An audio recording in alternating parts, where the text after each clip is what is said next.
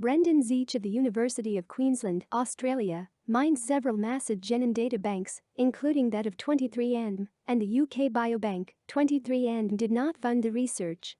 They asked more than 477,000 participants whether they had ever had sex with someone of the same sex, and also questions about sexual fantasies and the degree to which they identified as gay or straight.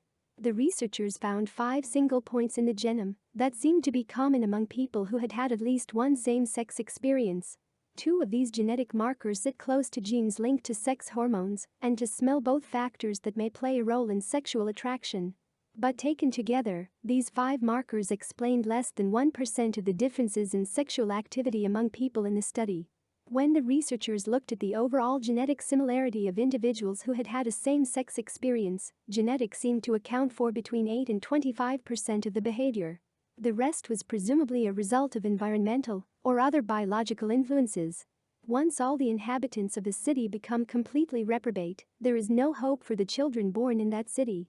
As Paul points out in Romans 1:32, reprobation is malignant. Children born in a city where all the inhabitants are reprobates will be surrounded by the malignant spiritual cancer of reprobation. For them, there is no escape.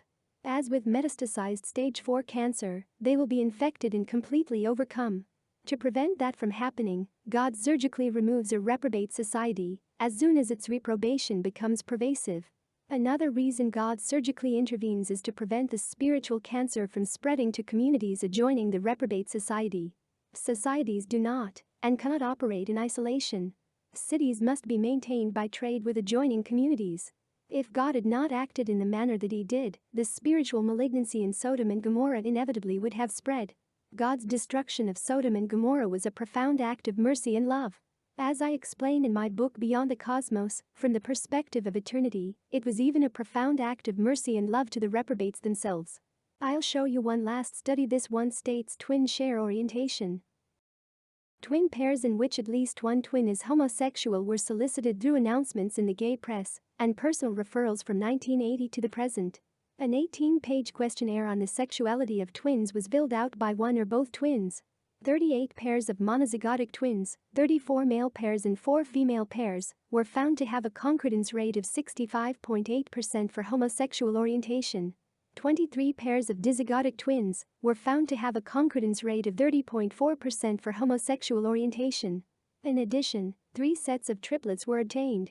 2 sets contained a pair of monozygotic twins concordant for sexual orientation with the third triplet dizygotic and discordant for homosexual orientation. A third triplet set was monozygotic with all 3 concordant for homosexual orientation. These findings are interpreted as supporting the argument for a biological basis in sexual orientation. My issue is, when in school, did you get an A grade for 60% or 30% correct?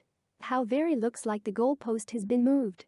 Lastly, we found 52% of identical twin brothers of gay men also were gay, compared with 22% of fraternal twins, compared with 11% of genetically unrelated brothers, said J. Michael Bailey, an assistant professor of psychology at Northwestern University in Evanston. New York Times, December 17, 1991.